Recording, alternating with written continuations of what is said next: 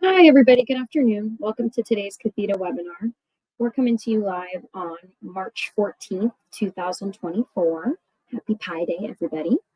For those who don't already know, Cathedra means learning in Greek. And in that respect, today we're going to be learning about business planning for business success from Russ Siegel, who's the executive director of the Sequoia Fund.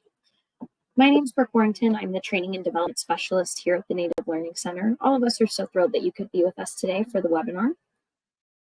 If you could follow along as I read the disclaimer aloud, this webinar provides a summary of fundamental concepts, requirements, and/or procedures within the allotted 90 minutes. The material discussed does not illustrate all possible scenarios that could be applicable. Also displayed here is our copyright infringement law. This is just a friendly reminder that the webinar presentation materials are protected by copyright, trademark, trade secret, and other intellectual property laws. All right, before we get started, I want to familiarize you with some of the features available and how the environment here on Adobe works. If you look at the top of your screen, you'll see an icon of either a person with their hand raised, you might just see a hand, but with that icon, you could either raise your hand, you could agree, you could disagree, or signal that you're stepping away. Now your screen should look similar to this graphic. To the bottom left, you'll see a box that says Files. Here's where you'll find any handouts or appendix items included in today's presentation, as well as a copy of the slides for today. Feel free to download a copy for yourself. Just click the item you want to download, then click the arrow pointing downwards to download and save it onto your device. The next box over is labeled Web Links. This is where you'll find our survey about today's webinar, along with the link to join our email list. We send out a weekly newsletter on Mondays. You can connect with us on LinkedIn. There's a link to download the Adobe Connect app. I'm told it's a little bit easier of a user experience if you're on your phone. And then there's also a link to Russ's free business plan template. Finally, all the way over to the right, we have the chat box. This is how you'll communicate with the instructor as well as the NLC staff. So if you have any questions during the presentation, feel free to interact by using that chat box. Just type your message and hit enter. Click the up arrow button icon to submit. And we do encourage class participation. So feel free to write in those questions or comments. Any kind of tech support issues you might experience, you can send those into the chat box as well. Know that most of the tech support issues can be solved by just exiting and then re-entering the meeting room. But let's all make sure our chat box works together. If you could go ahead and type in your name, where you're joining us from, your work or your role in Indian country, and your tribal affiliation. And then just one final note, you guys, if anyone is viewing today's webinar as a group, could you make sure to email me? I'm going to put my email in the chat box. We need to make sure we have every individual watching the webinar registered, and that way we can make sure that we get everybody a completion certificate. So again, if you're joining as a group and you're all watching together on one screen, just shoot me an email. I'm going to put that email into the chat box right now. And with that, it is with great pleasure that I introduce today's webinar instructor, Russ Siegel. Russ, I'm going to hand it off to you now. Thank you, Brooke. Thank you. By the way, I've moved my microphone a little bit, and if you're having any trouble hearing me, please let me know. Welcome, everybody. Sho Nagat. Hope that you're having a wonderful day, whether it's morning or afternoon where you are. Look forward to the next hour and a half with you talking about business planning. As you are testing out the chat feature, if you would not only do as Brooke has asked, if you would just let me know, have you already started a business? Are you thinking about starting a business? And what would that business be? If you're just tossing around an idea, maybe you have something in mind that you want to start, let me know, because as we go through, I might be able to customize this a little bit for you and give you something that is directed specifically at the type of business that you are thinking about starting. And how can I do that? Well, I've got about 27 years experience reading business plans, working with small businesses of all stripes, all different types of businesses, product businesses, manufacturing businesses, retail, service, government contractors, you name it. I've worked with just about every type of business out there. I've seen the good, the bad, and the ugly. And today I'm going to give you the benefit of all of those business plans I've read, the business plans I've helped people put together. And you're going to get the benefit not only of what I've learned, but the benefit of other bankers, lenders in the CDFI industry, in the native CDFI industry, people I've talked to over the years who do exactly what I do. They've read business plans as well. And so we started to see a lot of common themes pop up as we talk about business planning. You're going to get the benefit of all of that. So this is not just what Russ is bringing to you. This is what Russ and everybody Russ has ever talked to about this is bringing to you. And I'm glad that Brooke mentioned that, and it's a standard line before any of these webinars that this is not the only way to do this. I've given you a business plan template. That is the only handout that you're going to have for today. You can download today's slides. They are content rich, and you may want to hang on to those for future reference. But the business plan template is a great fill in the blank way to get everything that's swirling around in your head out onto paper. So you can use that to kind of do a brain dump. There are going to be a lot of things about your business that you already know, and you're going to want to put that on paper so that you can get started. I'm a big believer that once begun is half done. But this is not the only way to write a business plan. There is no perfect way to write a business plan. Today, we're going to talk about why you should write a business plan.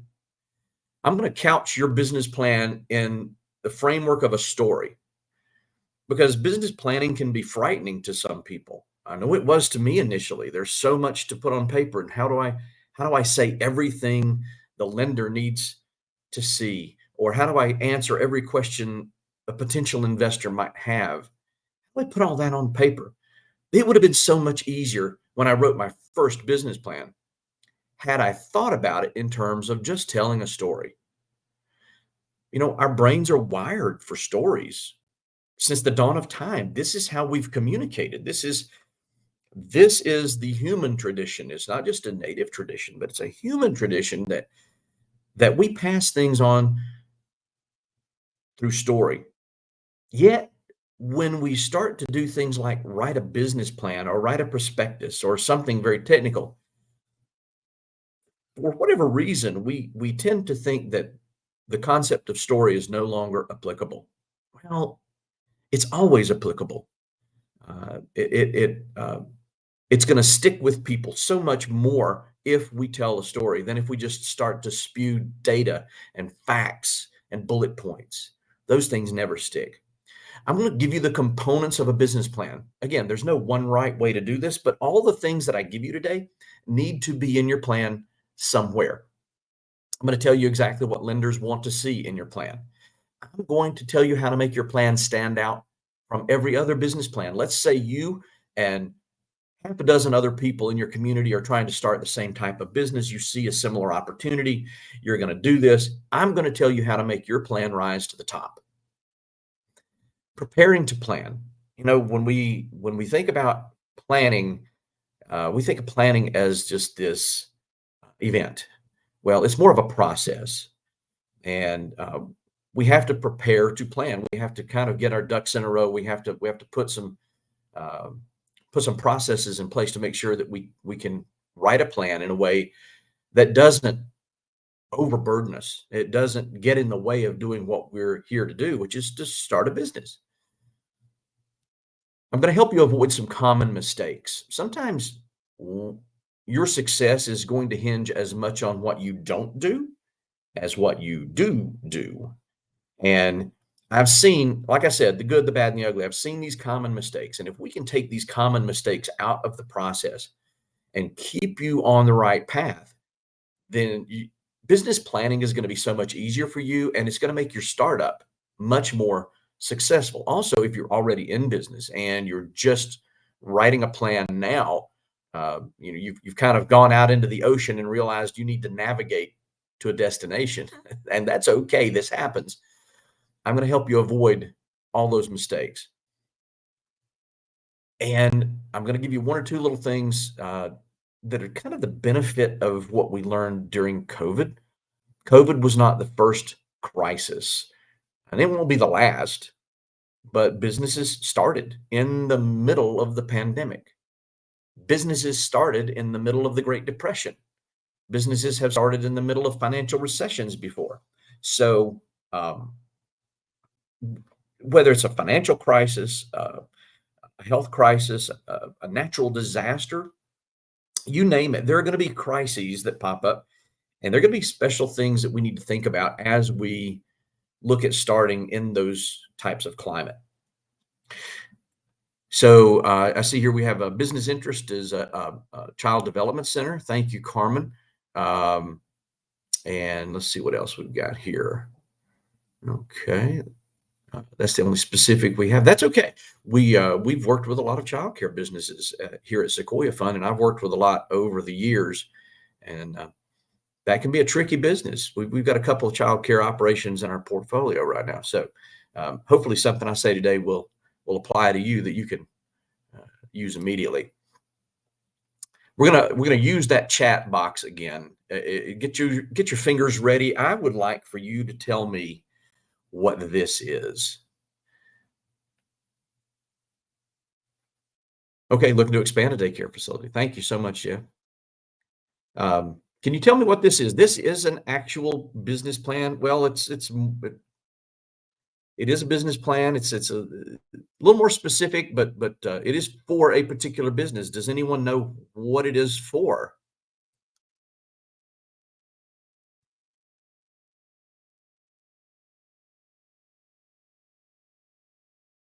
All guesses are welcome. Anybody? Yes. Okay. Thank you, Carmen. It is for an airline. Anybody want to narrow it down a little bit more?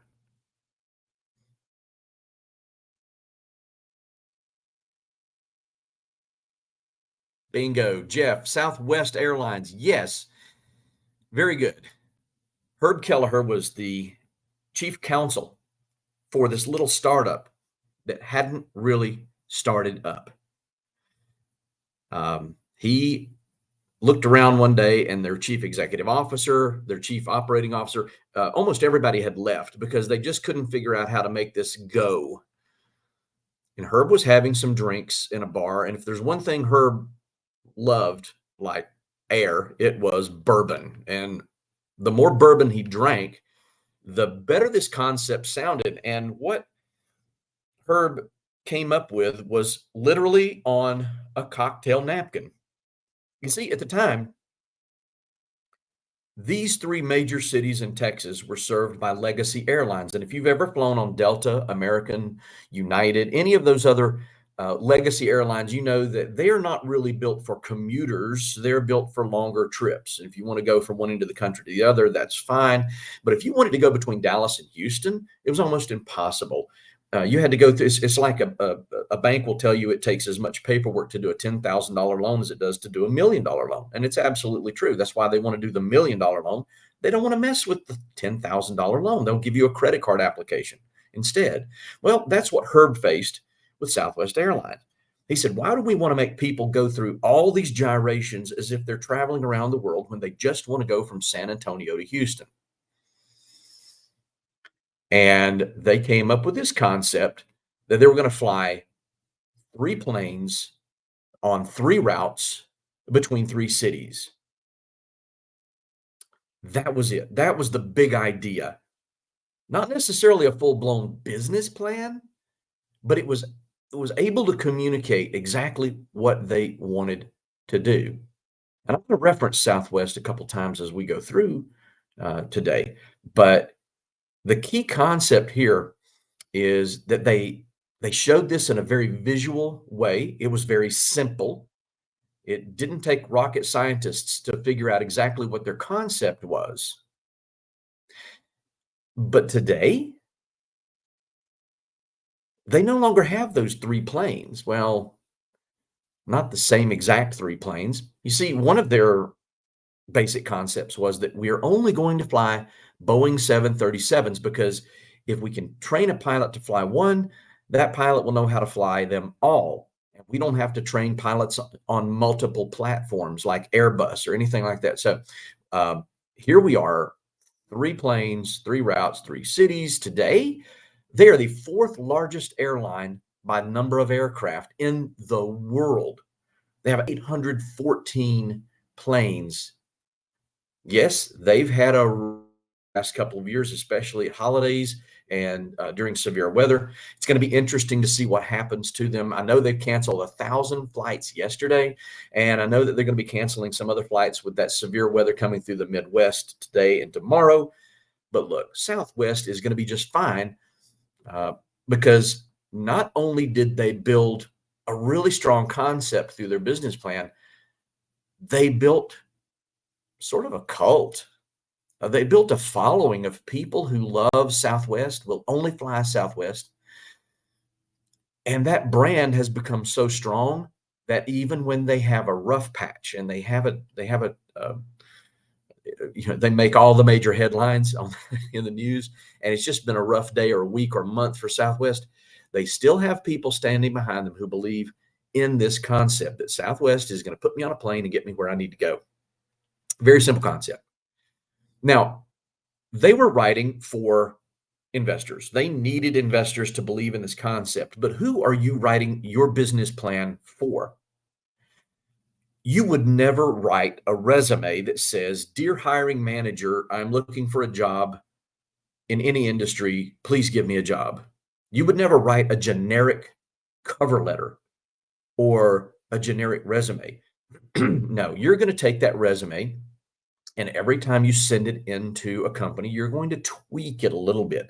You're going to change your objective a little bit. Maybe you're going to change the layout a little bit. You're going to write a different cover letter that is designed specifically for the person who's going to read that resume because you want that job. Well, the same thing applies to your business plan. You're going to tweak that business plan just a little bit depending on who's reading it. Lenders, let's say a bank. I'm going to use a bank. I run a native CDFI. We look at things a little bit differently. And if you have a native CDFI in your community, great. You're a step ahead. However, if you are going to be approaching banks, just remember that your lender does not really care if you're profitable, at least not in the early going. What they want to know is how quickly can you reach cash flow positive? How quickly can you start using your own internally generated cash to pay your bills? I don't care if you're profitable. They care if you can make your payment. The investor is not necessarily looking for a monthly payment, but they want to see down the road, how are they going to get their money back and then some? How are they going to profit from this investment? They're going to look at you, whether it's your aunt who's using her retirement income to invest in you, or if it's someone else who really believes in you, then just like they're going to go out and invest in another company, they're going to want to measure you up and see if you have what it takes to be successful with their money. Landlords, believe it or not, are starting to look at business plans, and they should. They should have been doing this all along. There's one thing landlords hate, and that's vacancies. The second thing they hate, though, is turnover. And for so long, landlords would just put a warm body in that location and say, give it your best shot, go for it. As long as you're paying me every month, I'm happy for you. Well, things have changed. By all accounts, a lot of economists are saying that we're probably on the precipice of a commercial real estate cliff. It's going to plunge any day now. There have been a lot of changes that are still related to COVID. We're starting to see commercial real estate vacancies shoot straight up in Germany, in Great Britain, in other countries, and so we're thinking that eventually it's going to make its way to the U.S. We're a little bit stronger financially than other countries, and so we're not starting to see the vacancies pop up as much. But look, you probably know of a doomed location near you. And by doomed location, I mean the restaurant where you think maybe we shouldn't go eat there because nothing ever makes it in that location. And I don't want to get attached to a restaurant that's not going to make it. Or I don't want to shop in a store that's not going to make it, because nothing ever lasts in that location. So you know what a doomed location is. Landlords hate that. They're going to be reading business plans to see, do you have longevity? Do you have a market here? Is this the place you need to be? Not necessarily are they looking at it the same way as an investor or a lender, but they want to see, are are you targeting the right market with this location? If my building is not the right location for you, you're probably not going to last here. You may be looking for an SBA loan. An SBA loan is looking for things like, how many people are you going to hire? How are you going to increase the tax base? What are you going to do in terms of um, income tax withholdings, employment taxes? How are you going to pay your bill so that we can turn this money over and do this again? The SBA, and I've got a lot of gripes about how the government spends its money, but the SBA has been a pretty good investment in terms of uh, the return that they get for the taxpayer. And so the way they do that is they run a pretty tight ship, and they want to know that you can make your payments and stick with it so that they can go help another small business somewhere else. You might have an economic developer in your tribe who is charged with making sure that this project fits with other tribal development. It kind of fits in with the landscape, so to speak, not just the physical landscape, but the fiscal landscape. Is this going to be good for the tribe? Is this going to be good for the community? Is this going to be something that has a good fit? Is it going to pass muster with your political leaders? Is this a business that has a need in the community? Are you addressing a need? And of course, childcare is one of those huge needs that every community is trying to address right now. Um, I know we're dealing with that on a daily basis in Cherokee and surrounding communities. And COVID changed so much of what goes on with childcare and how people are caring for their children, working remotely, and things like that. But your political leaders are going to have an influence in uh, how successful you're going to be. If there's anything we know about legislators, is that they love to legislate. They love to pass laws. Typically, the number of laws they pass making it harder to run your business outnumber the laws that they pass, or the ordinances or regulations they pass, making it easier to run your business. So you have to help them understand that you've done your homework and you're trying to do this on the up and up, that you're not cutting corners, and that you're trying to be a good corporate citizen of your community. You may have regulatory agencies, and your tribe may be similar, that in Cherokee, where there is no Cherokee ordinance, North Carolina law prevails. So whether it's building code or anything like that, if it's not spelled out in Cherokee ordinance, then we have to deal with the state, or we have to deal with the federal government. So you may have hired the world's greatest decorator to decorate your office complex, but you find out OSHA comes in and says, well, your exit signs are 2 inches too high at every door, and we're going to fine you $5,000 for every exit sign that is too high. So you have regulatory agencies that love to regulate. I'm going to give you some tips on how to deal with this at least on the front end in your planning, and finding out what those regulatory agencies are looking for, because it's really important that you do. You can have an unelected official, somebody who wears a badge and carries a clipboard. They can come around and shut you down if you don't communicate with them early and often. You're going to write your business plan for family members. And I'm not going to ask anybody to put this in the chat, but I know it's a fact that if you're starting a business, you probably have someone in your family who thinks you're just out of your mind. Why would you ever want to start a business? It's so risky. Why don't you just go out and get a real job? Well, if COVID showed us anything, if past recessions have shown us anything, there's no such thing as job security. People who take their economic destiny into their own hands have a much better shot at success than waiting for someone else to give you a paycheck and hoping that business makes it. It's totally out of your control.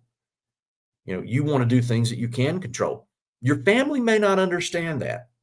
Starting a business is hard enough without having the people closest to you pushing back against you at every turn. So sometimes your business plan just communicates to them, hey, I've done the homework. I've thought this through. I know what I'm doing, and I don't need your help, but I would like for you to stand out of the way. If we can get them out of the way, then you're free to move and progress and do what you need to do. But the biggest reason you're writing a business plan is for you. You're writing this business plan as a a prospectus of an investment that you are making. If you were going to invest in ExxonMobil, if you were going to invest in Apple, Meta, which is home to Facebook and Instagram, if you were going to invest in PepsiCo or Coca-Cola, you would want to do your homework. You would want to know, is this going to be a good investment? If you're going to invest in a trucking company, is this going to be a good investment? Where am I putting my money? What are they going to do with it? What are their values? What are their purposes? Why do they exist? What's their mission? Who do they hire? Who do they serve? Does this align with my values? You want to know those things. And yet, so many small business owners will empty out their savings account and throw all of their money into an idea that they have not properly vetted. They would never do that if they were investing in a 401k or an IRA, yet they do it when they invest in themselves, and it makes no sense. So you want to make sure that your business plan lets you know that this is a good investment for you. So I'm going to stop right here and say, don't ever try to force your business plan to say something it doesn't. Your business plan starts with a hypothesis. And that hypothesis, if you remember back to, high school science class, the hypothesis says that this business will work. That's the premise that you're beginning with. This business will work. And you use your business plan to prove your hypothesis. But if in the course of writing your business plan, you find out, wow, this may not work. Okay. It's a no. But then the question is it a forever no? When people come into Sequoia Fund, and maybe there's just something a little bit off with their business plan or something a little bit off with their concept, we have to tell people no all the time. But out of every 10 no's, 9.9 of those no's are not forever no's. They're one of 3 no's. It's not right here. Maybe this is not the place to do this. Maybe you've just picked the wrong location. Maybe this would be great in Brooklyn, New York. Maybe this would be great in the middle of a lake somewhere, but it is not right for here. Okay, can you fix the where? It's not right here. Maybe not right now. Maybe your timing is just a little off. Is there something we can do to ease you into this until the time is right? Maybe you don't start at this full scale. Maybe you start, instead of building the restaurant, you start with a food truck and build your following. So it's not right here, not right now. And the third no is not this way. Maybe there's a fundamental flaw in your business plan. Maybe there's something that's just off in your financial planning. It doesn't mean that this is no forever. This is no for right now. Let's get it fixed. But if you force your business plan to tell you only rainbows and unicorns, you're cheating yourself. So let the business plan tell you what it needs to tell you, and then we can fix it. Why you write a business plan is just as important as the who you're writing for, or the for whom, as my 9th grade English teacher would make me say. It's a feasibility study. It is much easier to play what if on paper, and it's cheaper to do it that way than to start throwing money at it to see if it works. You can run different what if scenarios in your business plan that will tell you, if I tweak this, this will work. If I change this, it won't work. If I add this, it's good. If I take this away, it's bad. Much, much easier to do this on paper. It is a conceptual sketch of your business. Okay. It is just exactly like the Southwest Airlines napkin. That was more of a conceptual sketch than a feasibility study.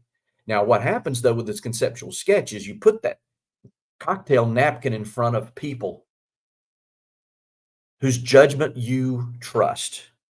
And if they start to nod their heads and say, yeah, this looks like a really good concept, that starts to build your case that this could be feasible, that this could work, right?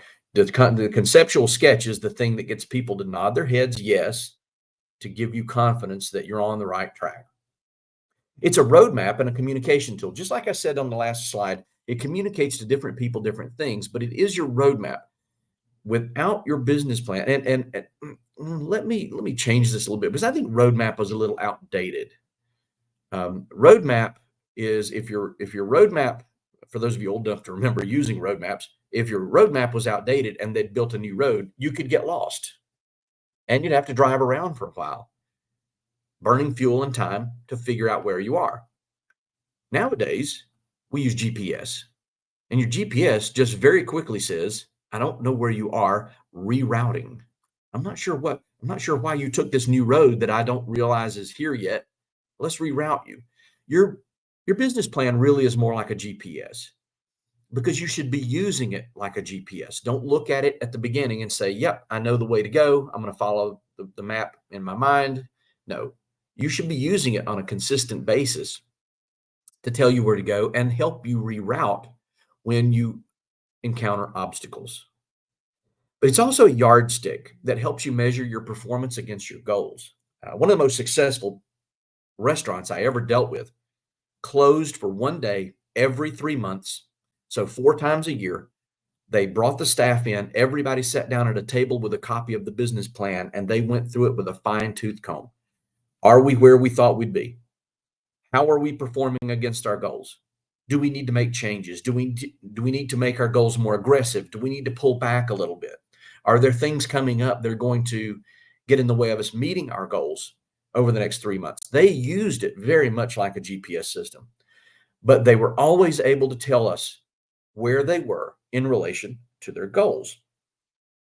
And that's really important because studies have shown that you are 72% more likely to achieve a goal simply by writing it down.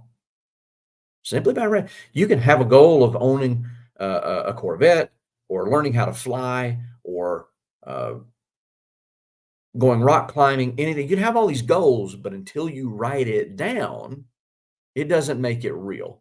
Writing the goal down puts it in concrete in your brain. And there really is there are studies that show there is a connection between actually writing things down and solidifying it in your brain. So use your business plan as your goal setting mechanism.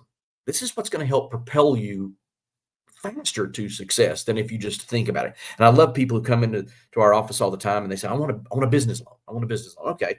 Well, where's your business plan? Oh, they point to their noggin. They point to their head and it's right up here. I've got it right up here. No, it's really not. You have some thoughts about your business, but until you write them down, they're not a business plan. And that's where we turn to the business plan template. And we say, start here. We've got plenty of resources who can help you write that plan, but you need to start putting some things on paper. So do that first. Your business plan doesn't have to be scary. It doesn't have to be a research paper where you gather up all your facts and you have footnotes and bibliographies. And you see, when we start thinking about writing, that's kind of what comes to mind, at least in my mind. But I would rather us think about this as a story. And this story simply answers 8 questions. Who will sell what? To whom? How are you going to do it? Where are you going to do it? Who are you competing with? At what cost and for what price? That's your story. That's it. So let's break this down a little bit. Who? Who are you? We're going to talk about what makes you you in just a moment. But I don't know if you can tell by my accent, but I was born and raised in LA, Lower Appalachia. And in my neck of the woods, you don't talk about yourself. As a kid, you're brought up being told, don't get above your raising, don't get too big for your britches. Nobody wants to hear you brag about you. Don't talk about you. Well, folks, I'm here to tell you, if you don't talk about you first, you're not going to have a business plan. There's an old saying in banking, and it's true, even at Sequoia Fund and other native CDFIs, and maybe even more true at native CDFIs than at banks. And that saying goes, banks don't lend money to businesses. Banks lend money to people. Let that sink in for a second. Banks don't lend money to businesses. Banks lend money to people. And if you don't write about you in a way that compels us to believe in you, yes, I never talk about Gen Z. Thank you, Jeff. Yeah. So yeah, if you don't talk about you, we're not going to have any level of belief in your ability to do this. So you do need to talk about you. But hey, look, we operate in native communities. You don't need to just talk about you. You also need to talk about who you serve, and that's going to be the to whom. So we're going to talk about that in a second. But who are you going to rely on as well? Who else do you need to help you? What support systems, what support people do you need? Who's going to collaborate with you in this business to help you get where you need to be? Who's your team? Who are those people who are going to be closest to you, who are your confidants? You can trust them, your brain trust, so to speak. Who they're going to tell you the truth no matter what. You can rely on them for everything. Who is that? We've got to know who that is. We got to know about you. We got to know about your team. Tell us about you. Who will sell what? Okay, here I'm going to talk about one aspect of what you sell. In just a moment, I'm going to tell you about two others. But you need to know your product or your service up one side and down the other. Herb Kelleher did not know how to fly an airplane, but he understood the airline business. I threatened years ago when a hurricane came through. I told my wife, I said, I'm going to start a roofing company. And she said, the heck you are. But I said, sometimes I've been known to make idle threats. But I told her, I said, look, I can't get anybody to come and inspect our roof. After the hurricane went through, I thought maybe it was okay, but I just wanted them to check it. It was going to be 6 weeks for someone to even come out and look at my roof.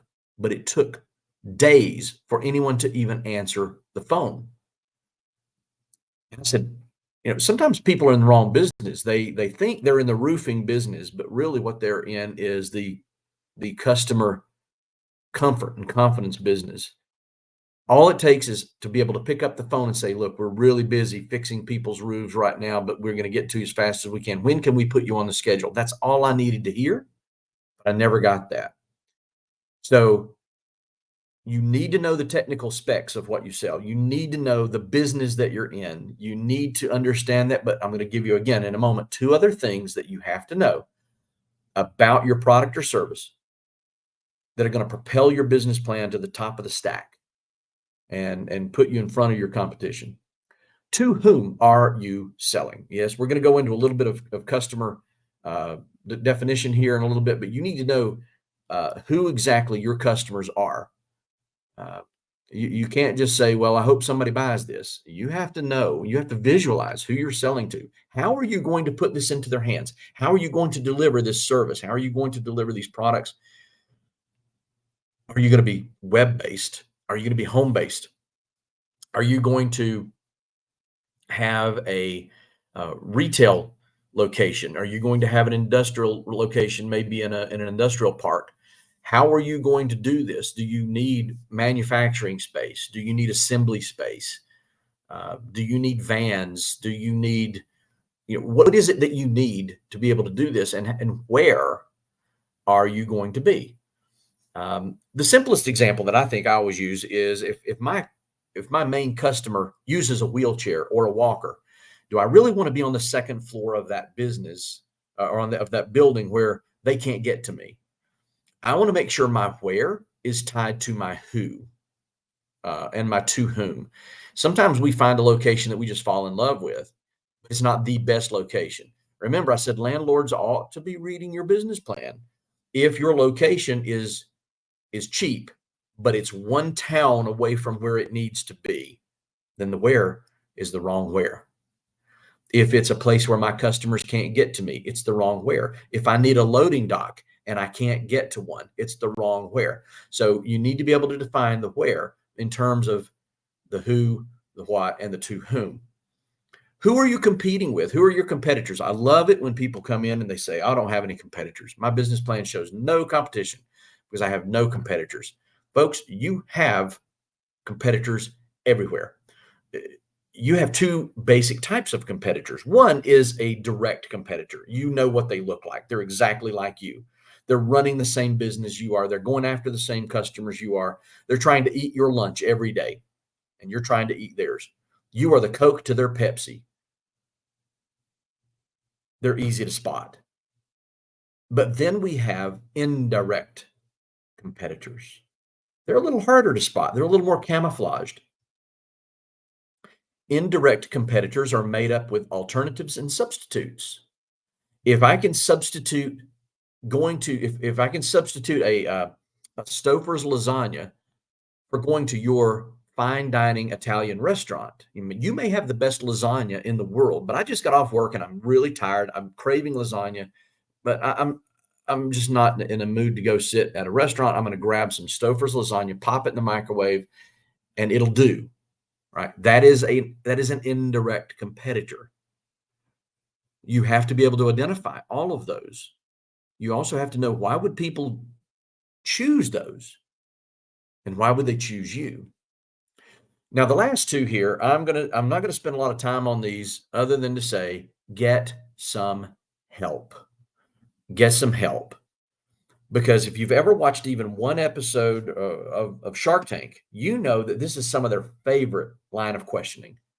What is your cost structure? You have to know all of your costs. Your overhead costs, those costs that you have to pay every month, whether you see a customer or not. Your rent, your light bill, your internet bill, your advertising, your insurance. You pay those whether you sell anything or not. But you also have your direct costs, or your cost of goods sold, which is, you have to replace that thing that you just sold. So everything you sell that goes home with a customer, you have to buy it again to keep you in business. So what are those costs? And if you can't answer that question, what is your cost structure? You're going to get run out of the Shark Tank. I got news for you. You're probably going to get run out of the bank too. So you need to know those answers. And pricing is probably the most critical decision you can make for your business. So get some help. If you have a small business development center near you, you have a community, if you have a community college, if you have a nearby university, take advantage of those, because chances are they have some small business development services. In Cherokee, we have a tribal department. The part of the Division of Commerce is the Enterprise Development Office, and they help people write business plans. They help people run down all of their costs and come up with their cost structure. They help people with their pricing models and setting their prices. And it's really important to have someone else take a look at that and give you the benefit of experience. But if you don't have those resources where you are, I'm going to put something in the chat. I encourage you to go to score.org. Score.org is the Service Corps of Retired Executives. It's about 18,000 people across the country who volunteer, whether they're retired or not. They're business owners, they're executives in major corporations. They're retirees. These are people who just want to help small businesses succeed. Score.org is fully funded by the SBA, and they can help put you, it's like a dating service. It's Match.com for small businesses. They're going to help put you with an expert, maybe halfway across the country, who can give you the experience and expertise that you've been looking for to help answer the questions you have.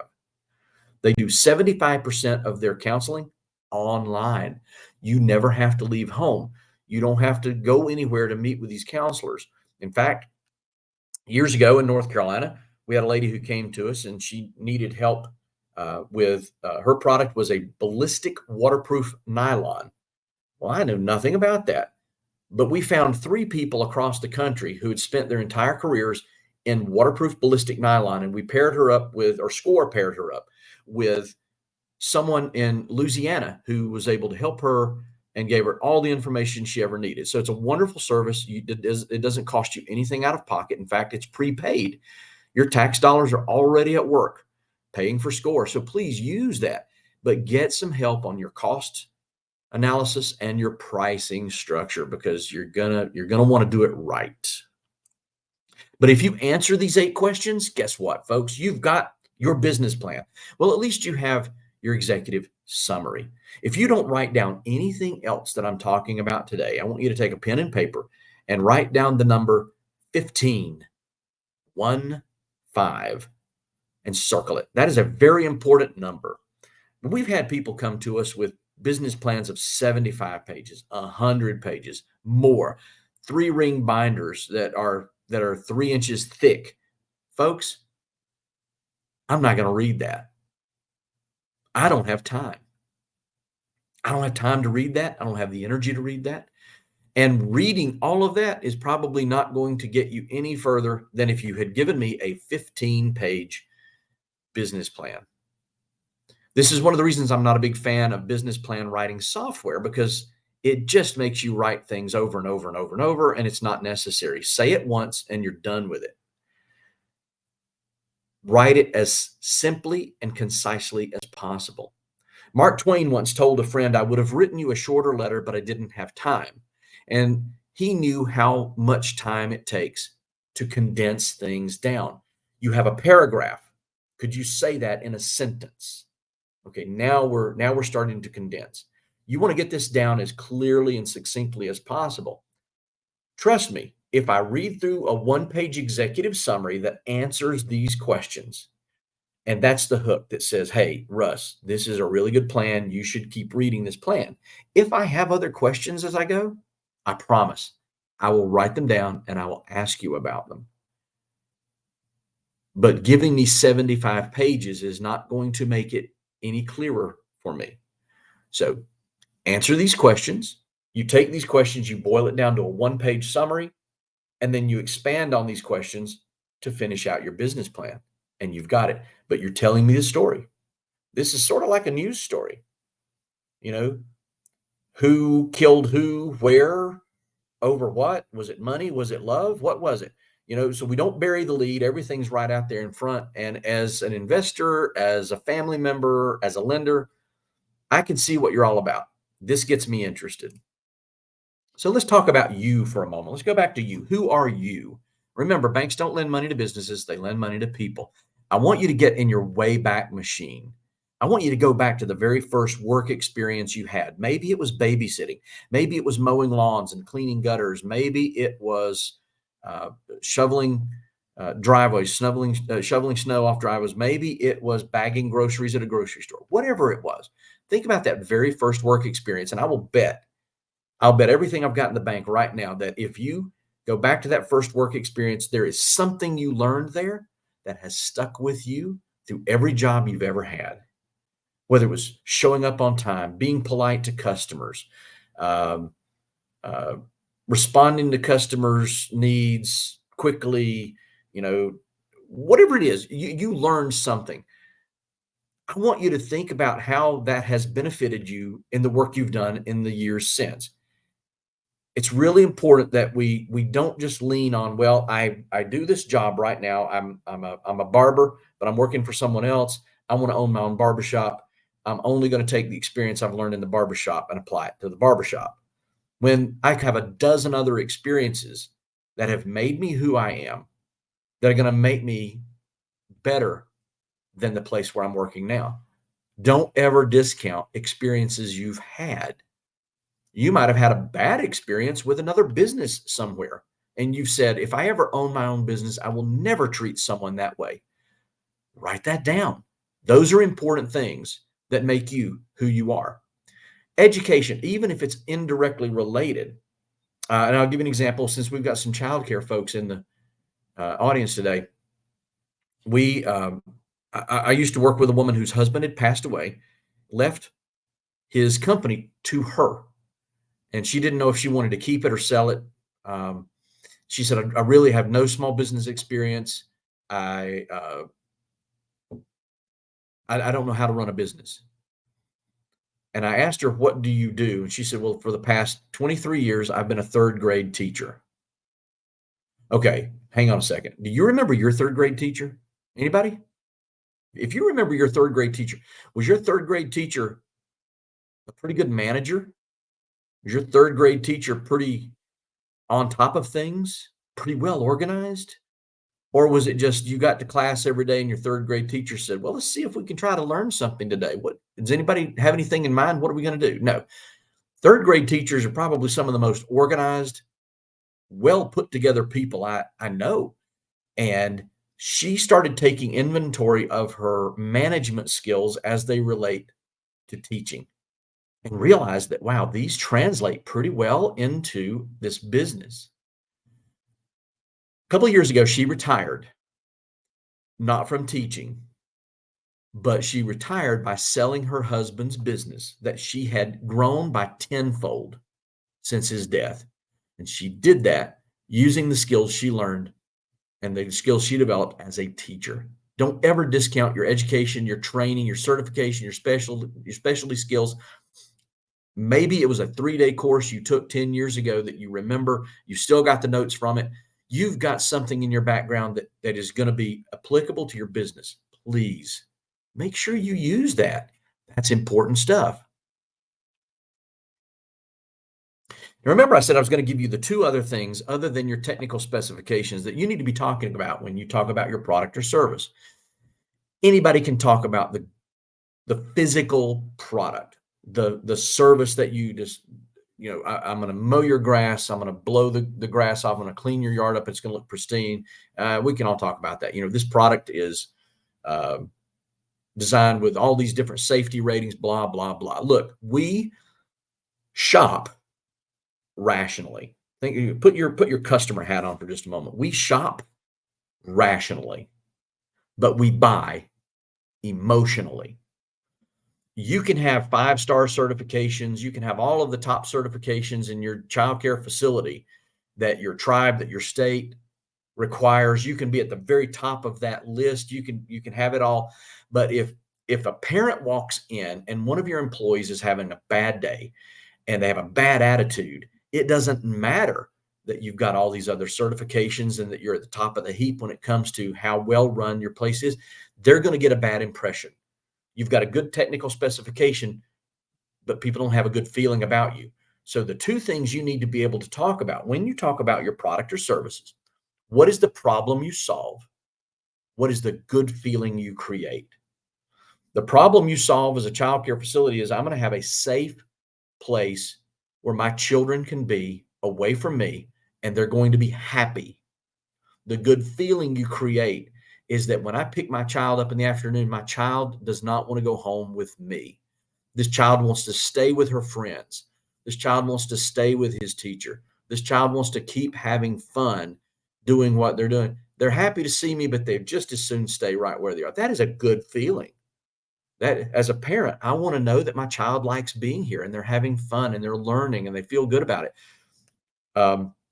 If I show up at 4:30 and my child is crying just like they were crying at 8 o'clock when I dropped them off, there's something wrong. Talk about everything you do in terms of the problem you solve and the good feeling you create. Let that be your focus. When someone asks you about your child care facility, your hot dog stand, your donut shop, your dog grooming business, your floral business, whatever it is, don't talk about the stuff you sell. Talk about the things you do for your customers. If you put it in their terms, what's the problem you solve for them? What's the itch you are scratching? And what is the good feeling you're creating for them? They will perk up. They will pay attention. And they'll buy from you because they're going to buy emotionally.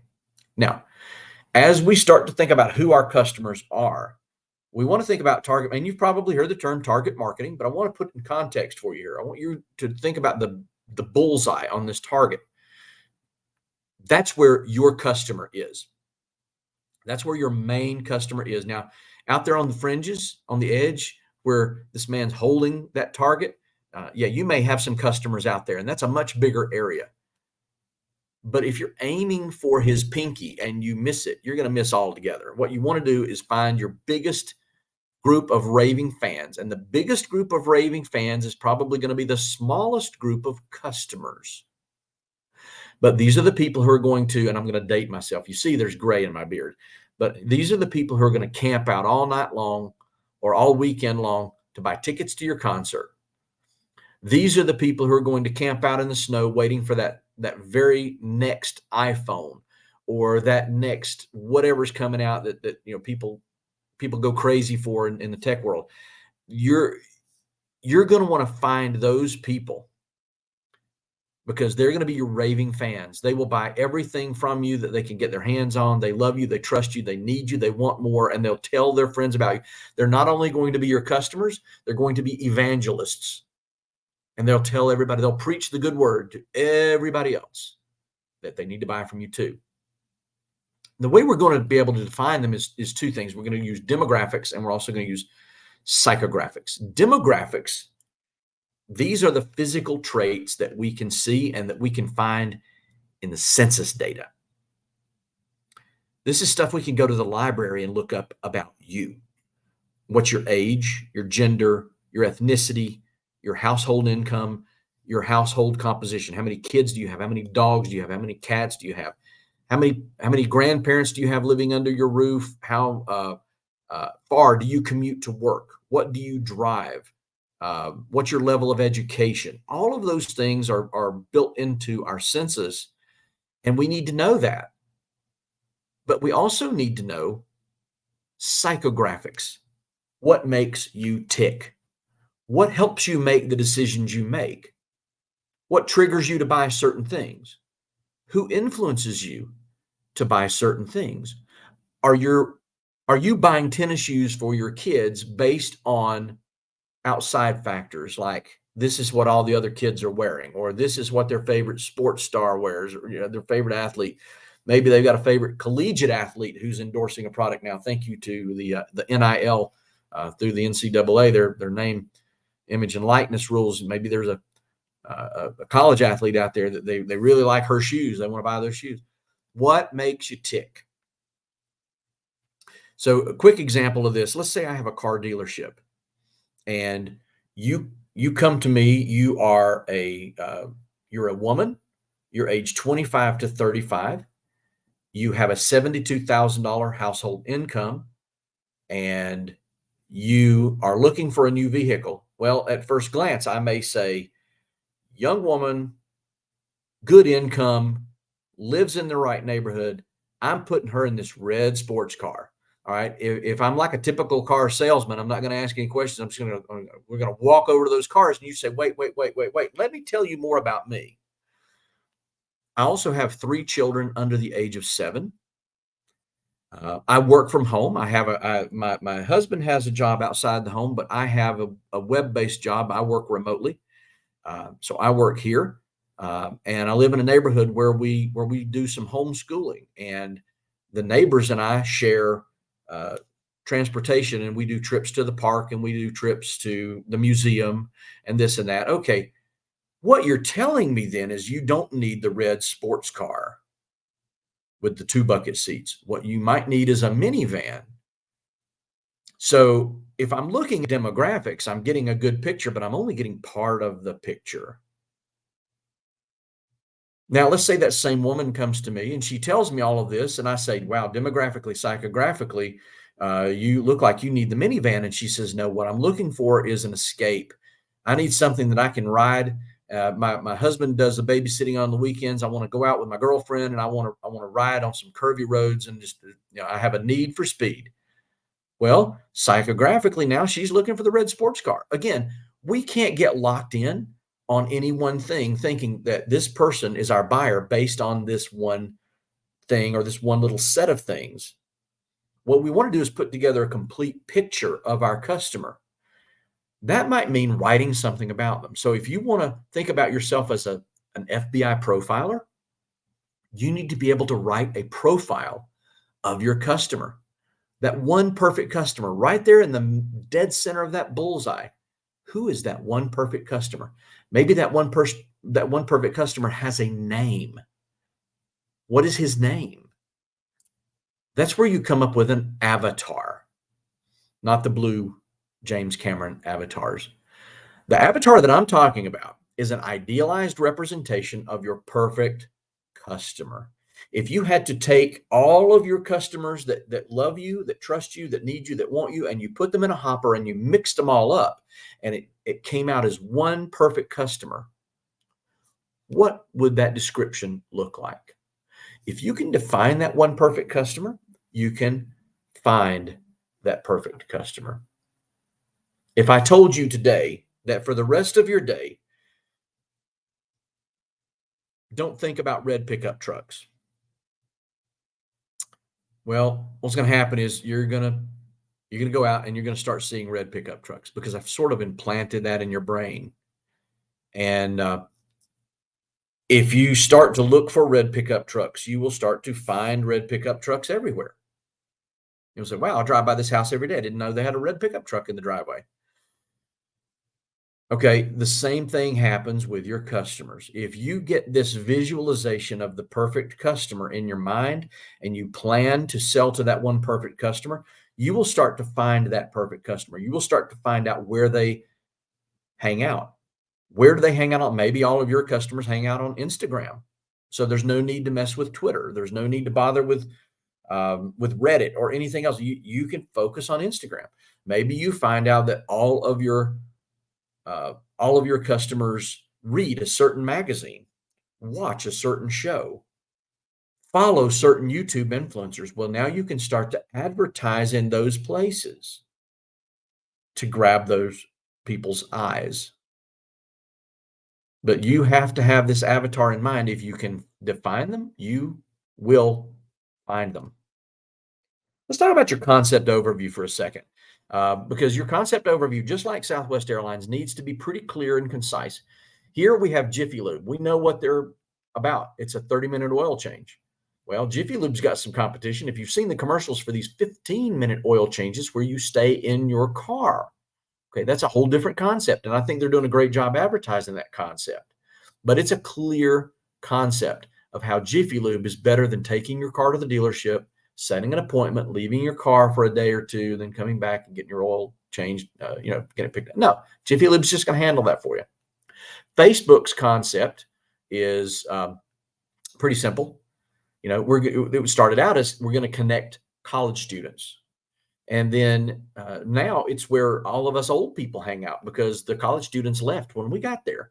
But if you want to see pictures of the grandkids, this is probably where you're going to be. If you want to engage in political discussions or just kind of watch the fireworks from afar, this is where you're going to be. It's pretty entertaining. Enterprise has a very unique concept that no other car rental company has picked up on. Does anybody have a guess what their concept is that sets them apart? If you think you know, go ahead and drop that in the chat. Carmen is all on top of it today. Yes, they pick you up.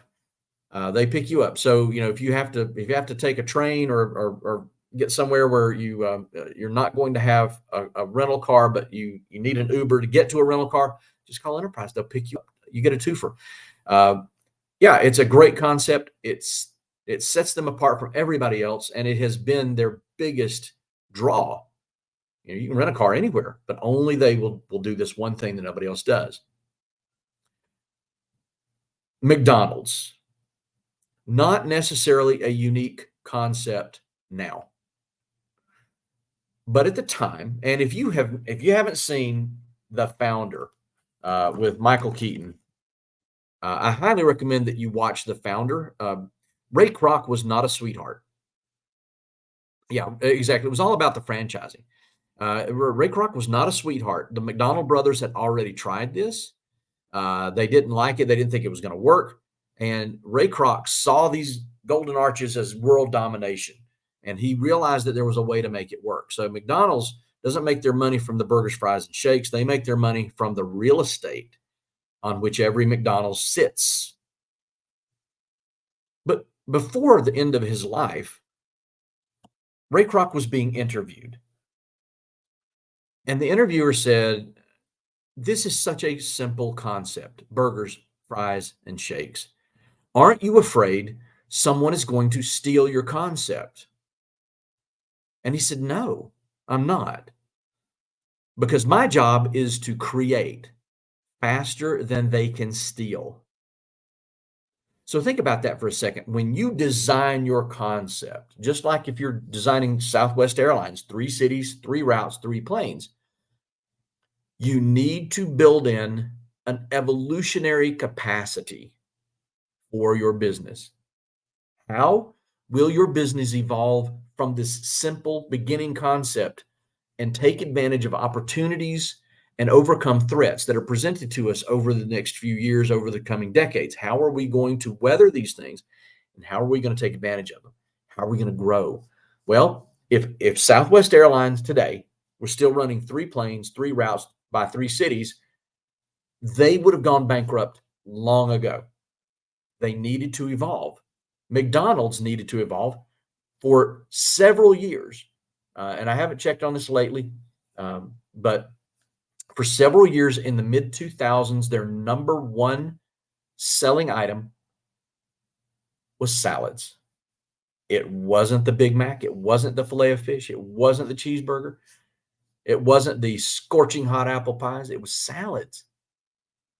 And if they hadn't taken advantage of that move toward healthy eating, McDonald's may not be where they are today. They're ever evolving. So when you think about your concept and explaining your big idea, you need to be able to do that in a concise way, but you also need to think about how it will morph over the years.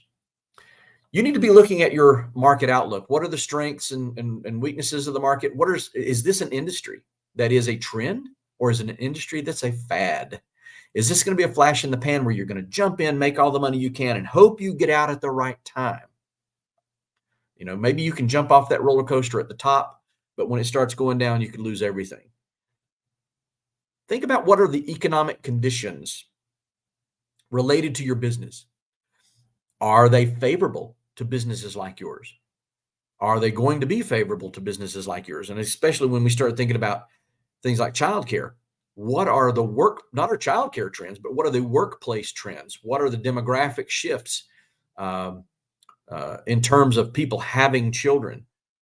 Are people having more children? Are they having children and moving away? Are they going off to college and having children somewhere else? Are people moving in here with children? What are all the trends related to that we need to be paying attention to? Does our consumer or our buyer have strength? Now, let me stop just for a second, because you've heard me mostly use the term customer, but I want to break that down into 2 components for you just for a second, because they may not be what you're thinking.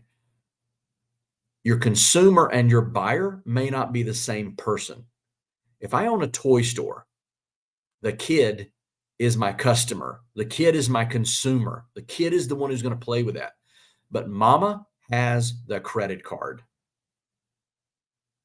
And if mama says we're not getting a toy today, then you don't have a buyer.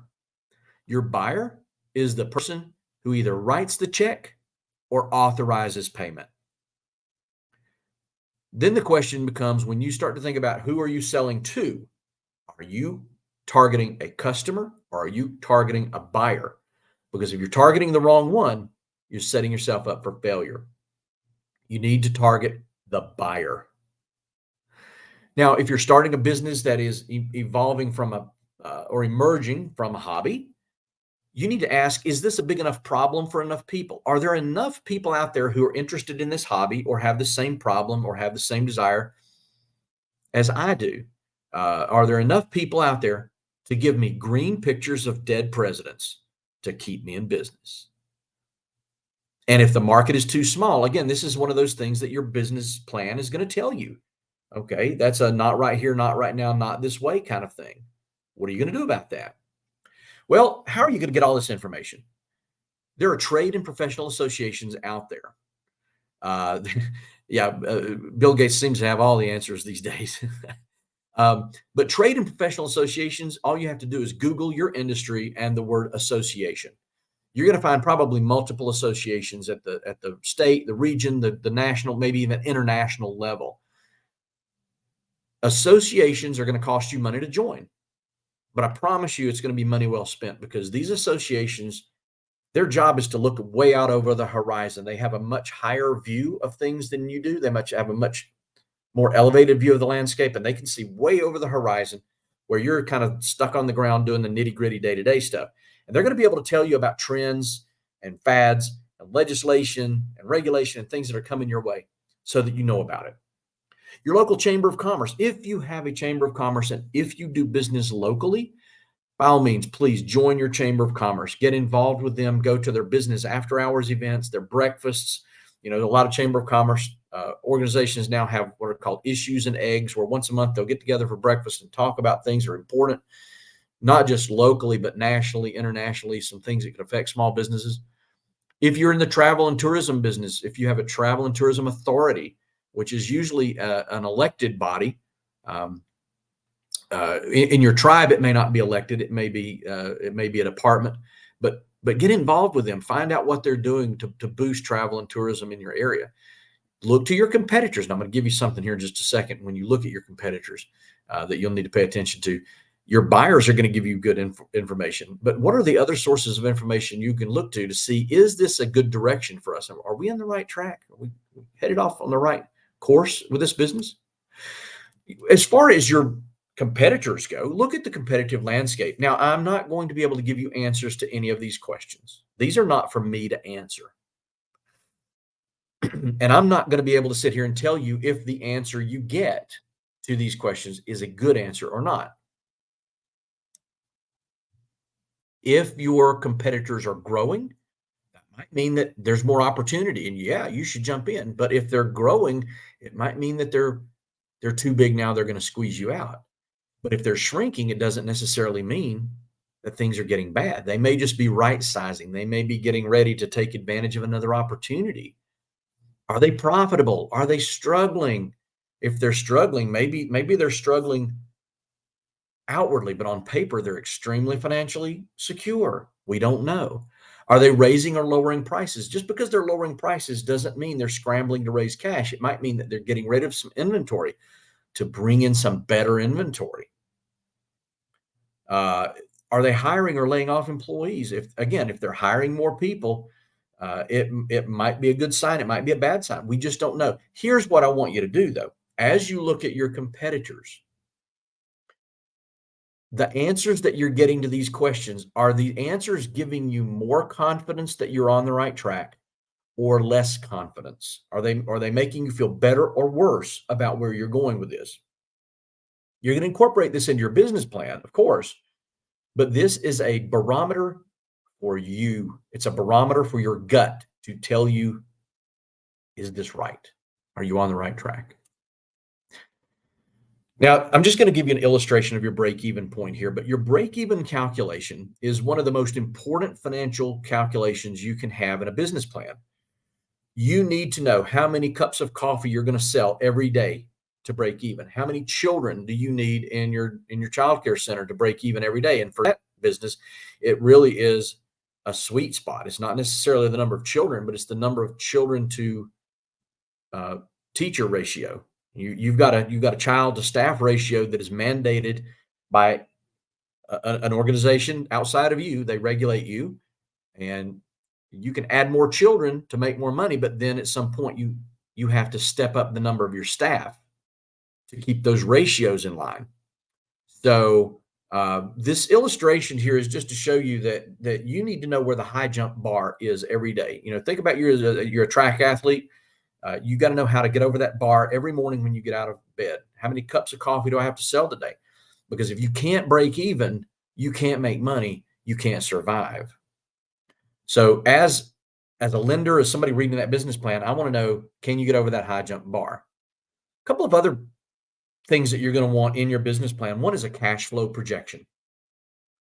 I'm not looking for profit and loss projection, because I can manipulate profit and loss, but I can't necessarily manipulate cash flow. I want to know, when does the cash come in? When does the cash go out?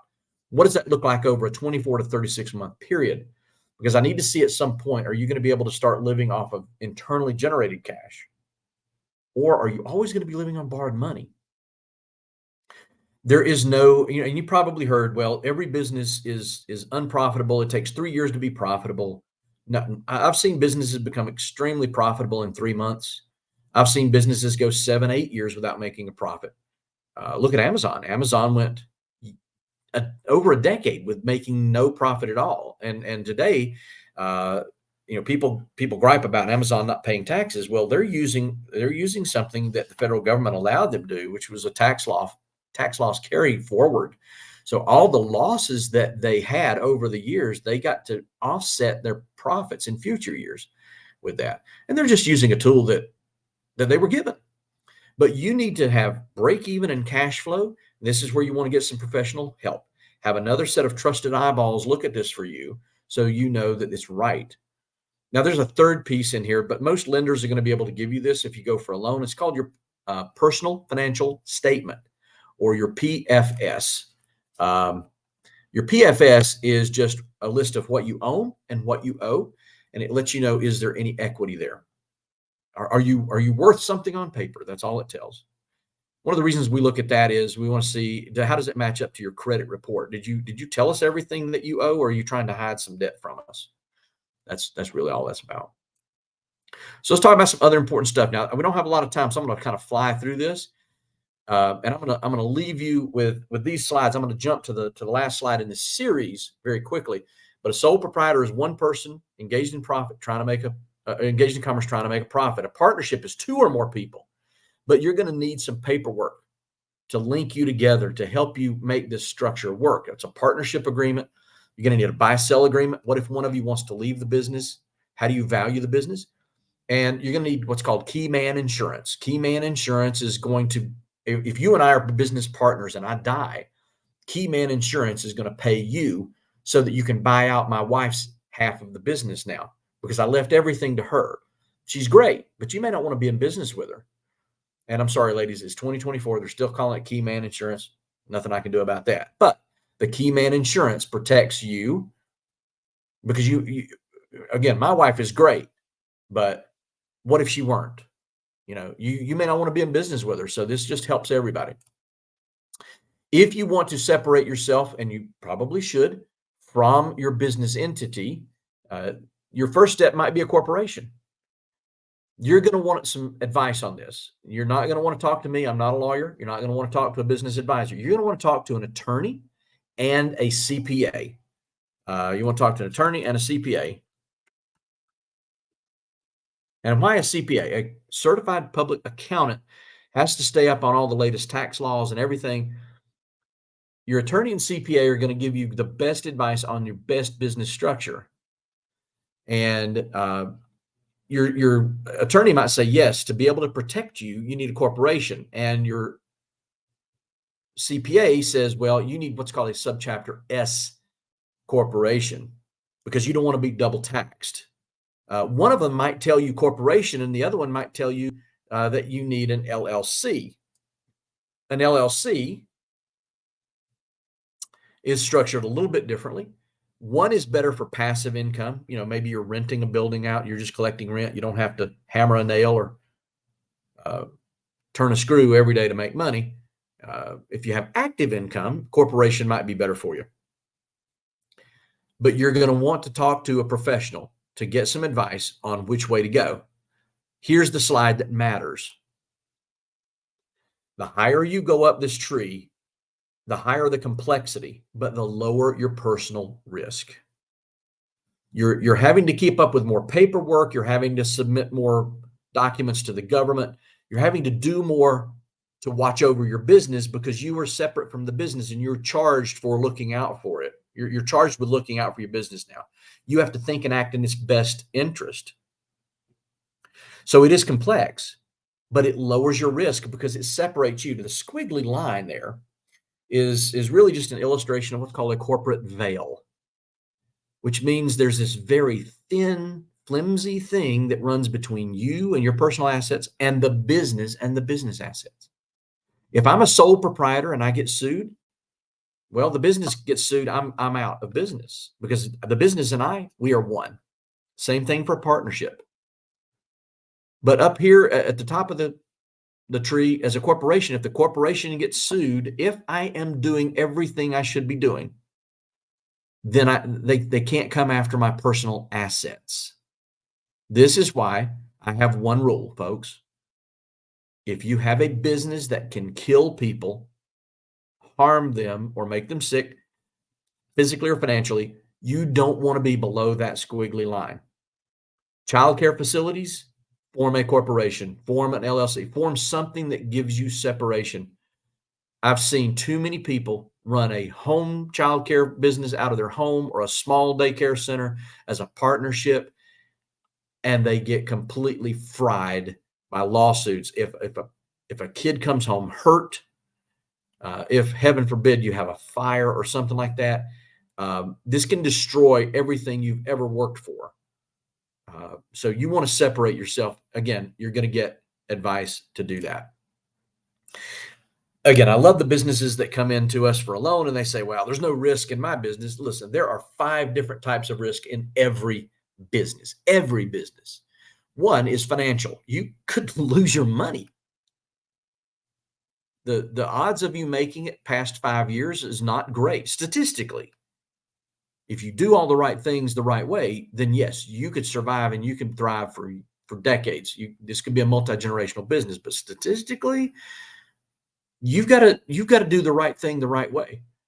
Financially, you could lose the lender's money, you could lose your money, you could lose your family's money, you could lose your savings that you pulled out to help start the business.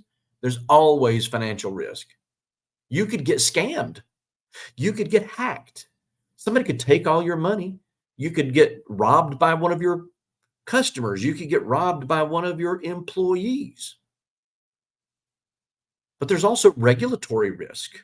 Again, you think you're doing all the right things, and OSHA comes in and says, oh, well, you moved your exit signs down 2 inches, and so you avoided the fine, but now we've changed the regulation, and they're still an inch too high now. So we're going to fine you $5,000 for every door where there's an exit sign.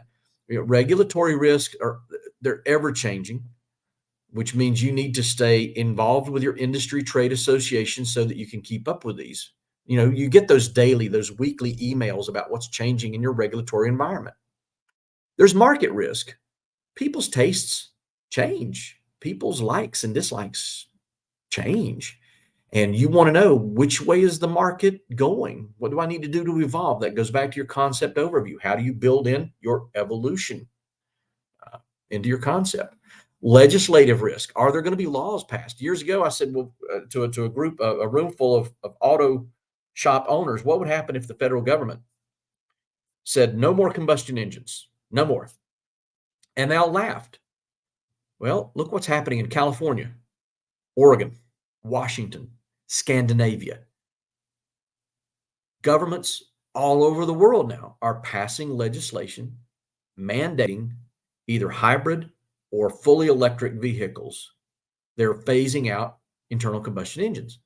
Legislators love to legislate. So we have to know what's on their minds, and trade associations are uniquely positioned to help you fight those. You also have inherent risk. Inherent risk just means it's built into your business model. It's baked in. You can't do anything about it. If I have a tree business where people are climbing trees, they could get hurt. We could damage people's property. We could hurt our customers. We could hurt somebody else. If I have a roofing business, something could fall off the roof and damage someone or something. These are all inherent risks, and we have to be aware of those. And what we're looking for in a business plan is, how are you addressing these risks? How seriously are you taking them? Are you looking for them? So here's what we want to see. We want to see a well-defined product or service. And remember, not just the specs. We want to see what's the problem you're solving, what's the good feeling you create. Do you understand who your customers are? Can you define them? Can you find them? What are your realistic assumptions and goals? Are you starting a hot dog stand on a remote dirt road, not close to anything or anybody, and you're projecting $1 million in revenue a year? Okay, maybe you're not really selling hot dogs. Maybe you're selling drugs. But you've got to be realistic about those goals and assumptions. We would rather somebody come in low and maybe even too realistic than to be over optimistic. We want you to have a complete cost picture. Show us what it's going to cost you every day to operate this business, and what are the financial and management resources you have, and who else are you going to need to bulk up your team. Look, if you're not good at accounting, don't put everything on hold so you can go get an accounting degree. It might turn you into an accountant, but it's not going to help you run your business any better. Focus on the things that make money and go hire a good accountant. You can outsource or you can hire your weaknesses, but don't try to build your business on your weaknesses. Here's some things that we don't want to see. Don't try to be all things to all people. If you try to be all things to all people, pretty soon you'll be nothing to nobody. Pick a lane, stay in it. Write your business plan about a very narrow product or service range. I'm going to be good at this. This is what we're going to do. Some people call this the MVP. Let's write a business plan around our minimally viable product. What's the one thing that we can do really well? And then we can grow from there. Don't be too optimistic about the market size. Everybody is not your customer. And I've heard this before. Well, who's your customer? Everybody's my customer. Oh, everybody can buy one. No, not true in any case. So don't ever underestimate your competition. Just because you believe they could do it, that you could do it better, don't discount their power. If they've been around a while, they can outlast you. They've probably seen other competitors come and go. So don't ever underestimate them. Please don't lack the self-confidence to sell your idea. Wishy-washy language. Sometimes we see in business plans, we think we can, we might, we hope to. Okay. What I want you to do is use confident language. Based on our data, based on our research, we will. Based on our customer description, our customers will. We want you to use strong, confident language. This is going to help your plan stand out. Jargon and industry slang, these are okay. These are okay to use, but just remember that you need to put a parenthesis in there. Tell us what that means the first time. Assume that we know nothing about your industry. But yes, you can use that, but be very careful about it.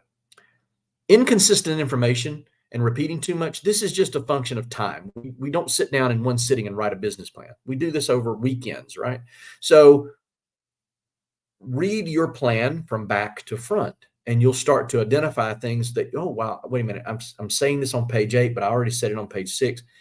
Or maybe the thing that I wrote on page 6 and page 8, they don't match up.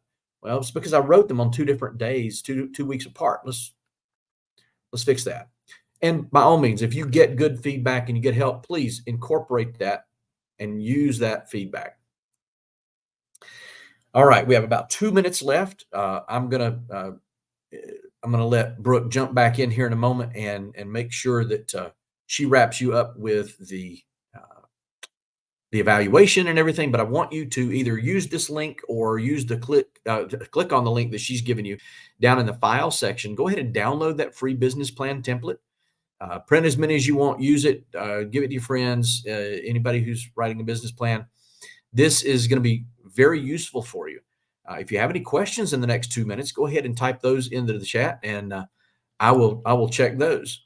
But thank you all for participating. Thank you all for being here. You could have done a number of other things, I'm sure, with this hour and a half, and I'm honored that you would spend it with me. Brooke, over to you. Thank you so much, Russ. Thanks for another incredible webinar. As Russ was pulling up the business plan template, folks, I did go ahead and launch that link for you. So it would have popped up on your screen. And right now, I'm going to go ahead and launch today's webinar feedback survey. So I'm also going to launch that. It's going to pop up on your screen. If you wouldn't mind just taking a minute or two to fill that out for us, it really helps for us to continue doing what's working really well for you with the webinars, and we can tweak what's maybe not working for some folks. It just gives us all the important information that we need so that we can keep serving you and continue to improve and improve over time. They are anonymous, so feel free to be as candid as you would like. We hope you can join us for our next webinar. That's going to be coming up on March 21st. That'll be all about feedback and performance improvement. That's going to be a 2-parter, so this will be just part 1 that's happening on March 21st. That'll be with Lisa Perez. Registration is free as always. Feel free to access this and any of our other recorded webinars online on our website, nativelearningcenter.com. There's a Catheta webinars section and a recorded webinars tab within that. So you can click on that and you can view any of the webinars that we've done for the past 2 years. You can view them, share them with your friends, share them with your colleagues. We always love when people spread the love and get the word out. And we hope you can also check out our upcoming events. They're posted to our various social media. We're on Facebook, Instagram, Twitter, LinkedIn, and we have a podcast titled the Hope of Thinking Native American Podcast. We discuss more focused topics on there within Native American housing and self-determination. So if you're a podcast listener, you can check that out on Simplecast, Google Podcasts, Spotify, and Apple Podcasts. And we do also record the calls with our guests. So if you wanted to watch the podcast, you can see that on YouTube as well. And yeah, once again, I want to thank all of our participants for joining us today. Special thank you to Russ for such an incredible presentation. I do hope that all of you have a wonderful rest of your day, and we hope to connect with you guys really soon. I'm going to go ahead and close everything out. All of you have an amazing day, guys. Thank you, Brooke. Thank you, everyone. Thank you, Russ. Have a good one. Talk to you soon.